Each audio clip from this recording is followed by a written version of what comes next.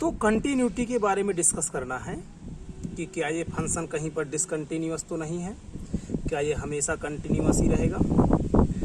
तो कई तरह से इसको हम समझ सकते हैं। तो पहले तो हम वही समझते हैं जैसा हम अभी तक करते आए हैं।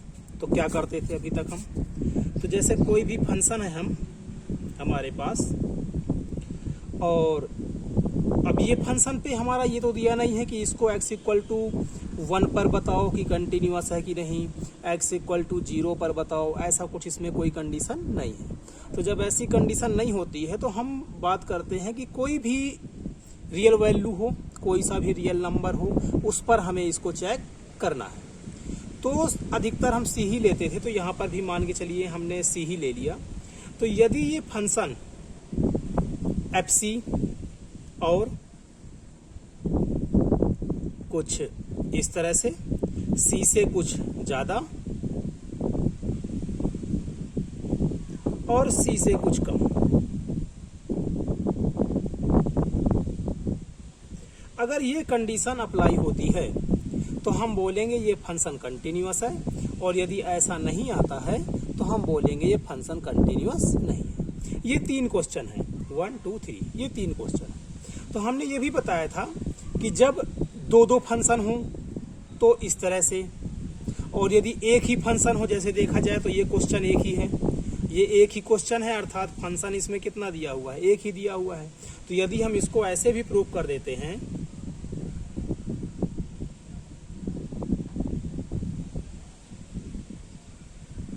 ऐसे, अर्थात C प्लस या C माइनस नहीं लेते हैं, सिर्फ हम C ही ले लेते हैं, और यदि हम ऐसा प्रूव कर देते हैं तो भी हम कह सकते हैं, तो भी हम कहते हैं कि ये फंक्शन क्या है, कंटिन्यूअस है। क्यों? क्योंकि एक ही फंक्शन है। जब ये क्वेश्चन करेंगे तब भी एक ही फंक्शन रहेगा, फिर हम ये दूसरा क्वेश्चन करेंगे उसमें भी देखिए एक ही फंक्शन है, इस तरह से। तो हमें ये प्रूव करना है। यदि हम ऐसा प्रूव कर देते हैं तो हम बोलेंगे कि ये फंक्शन जो है आपका कंटिन्यूअस है। इसी में एक दूसरा मेथड भी है जो कि जानना आपके लिए बहुत आवश्यक है, क्योंकि अब उसका यूज करना पड़ेगा। वो क्या है कि मान के चलिए हमारे पास 2 फंक्शन है, एक f है और एक g है। इसमें f दिया हुआ है तो हम f ना मान करके एक को g मान लेते हैं और एक को h मान लेते हैं। अब ये होता है कि यदि gx ऐसा फंक्शन है जो हमेशा कंटिन्यूअस हो, इसी तरह से h भी एक फंक्शन है जो कंटिन्यूअस हो, ना हम ऐसा कहें या फिर जो कहें कि हम जो क्लास इंटरवल हमें दिया हुआ है उसमें, जो क्लास इंटरवल दिया हुआ है उसमें, जो भी जैसा भी आप समझे। तो g एक फंक्शन है जो कंटिन्यूअस है, h भी एक फंक्शन है जो कंटिन्यूअस है। तो यदि हम इन दोनों को प्लस कर दें, माइनस कर दें या फिर मल्टीप्लाई कर दें, तो भी ये पूरा का पूरा जो फंक्शन होगा आपका, इन दोनों को मिला करके जो फंक्शन होगा वो भी क्या होगा, कंटिन्यूअस ही होगा। आई बात समझ में कि यदि 2 फंक्शन आपके मिला करके तीसरा फंक्शन f है, तो यदि gx और hx कंटिन्यूअस है तो इन दोनों को प्लस करके जो फंक्शन आएगा वो भी कंटिन्यूअस होगा, माइनस करके या मल्टीप्लाई करके भी आएगा वो भी कंटिन्यूअस होगा। तो इस तरह से भी हम करेंगे। यदि इसमें वीडियो में टाइम ज़्यादा बचा तो ये मेथड भी हम अप्लाई कर ही लेंगे, और यदि नहीं बचा तो हम इस मेथड से भी इसको क्वेश्चन को अटेम्प्ट करते हैं। तो आप दोनों तरह से इसको समझ सकते हो। एक तीसरा मेथड भी है, तीसरी तरह से भी इसको समझ सकते हैं, तो उसके बारे में भी चर्चा कर लेंगे। अब जैसे आपको ऑप्शनल है, विकल्प में आया हुआ है, ऑप्शनल क्वेश्चन है, कैसे करेंगे, शॉर्ट में कैसे करेंगे, कैसे समझ सकते हैं, तो वैसा भी आपको बताएंगे। तो पहले मेथड से तो हमने मान लिया कि let C is a real value. तो ये फंक्शन जो होगा उसको हमने C पर लिया, तो कुछ x को हटा करके C आएगा, ये हम पहला पार्ट कर रहे हैं। इसी तरह से दूसरा भी x को हटा करके C आएगा। अब हम यहाँ पर लिमिट का यूज करेंगे, x टेंड्स टू C। हम मान के चलते हैं कि वो प्लस है, जैसा प्लस पे होगा वैसा ही माइनस पे होगा, तो C ही मान लेते हैं। अभी बस ध्यान में रखना है कि हम प्लस के लिए कर रहे हैं। फंक्शन fx, जिसको हम कुछ ऐसे लिखेंगे, तो एफ एक्स की वैल्यू हो जाएगी आपकी साइन एक्स और कॉस एक्स। हमने मान लिया कि लेट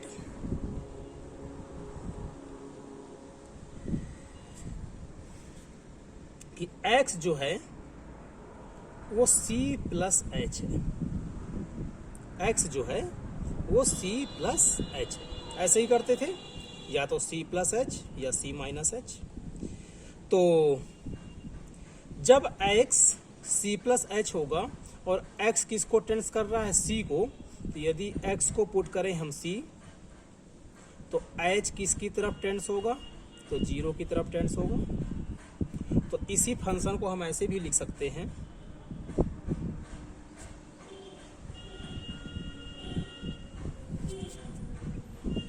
कि limit h tends to 0 sine, और x को हटा करके c प्लस एच हो जाएगा। इसी तरह से x को हटा करके c प्लस एच हो जाएगा। आगे सॉल्व करते हैं।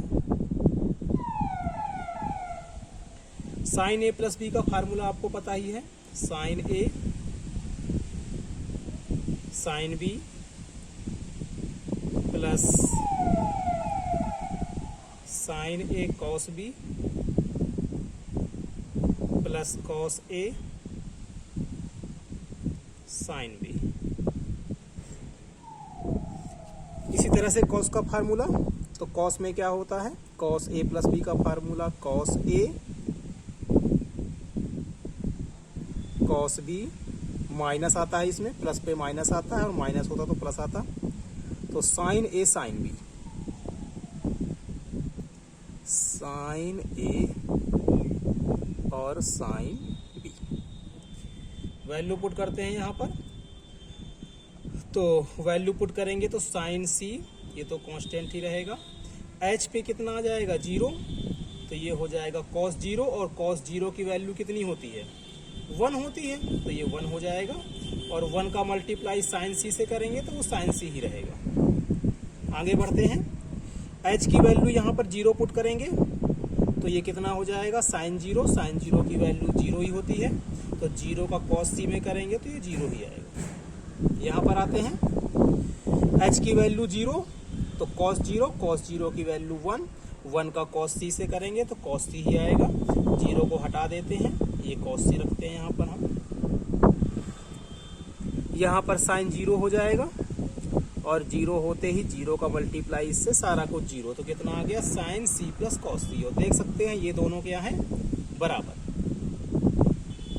अर्थात एफ सी और लिमिट यहाँ पर लिख देते हैं कि सिंस लिमिट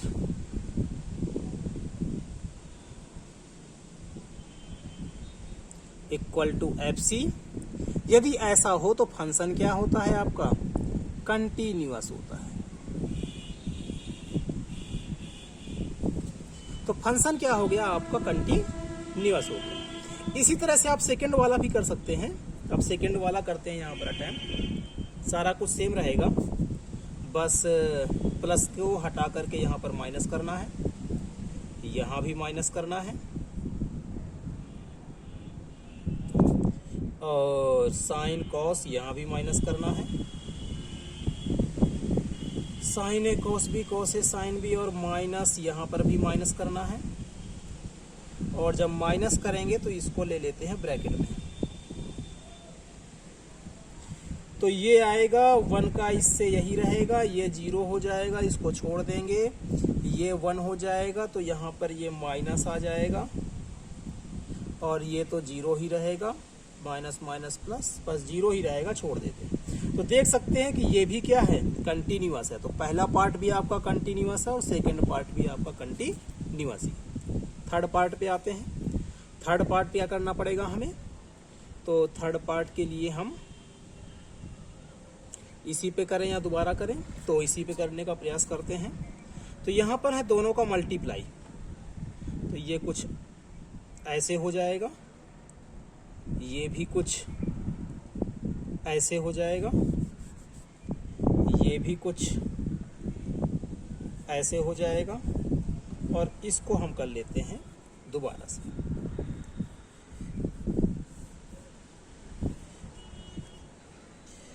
तो लिमिट h टेंड्स टू 0, फिर से वही फार्मूला साइन ए कॉस बी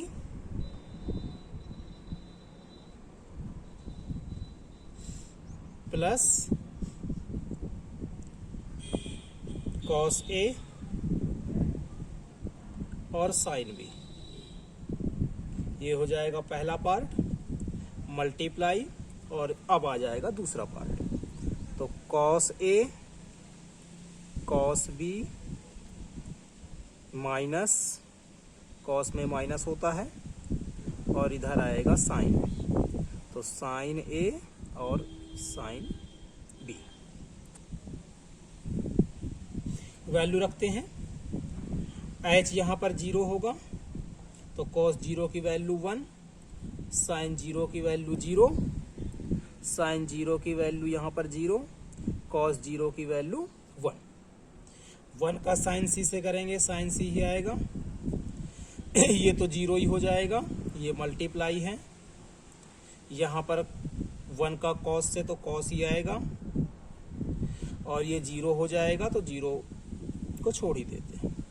तो देख सकते हैं ये किसके इक्वल आ गया, तो आपके फंक्शन के बराबर। फिर से वही कंडीशन कि लिमिट यदि सी पर इक्वल है फंक्शन के, तो ये भी क्या हो गया आपका कंटिन्यूअस हो गया।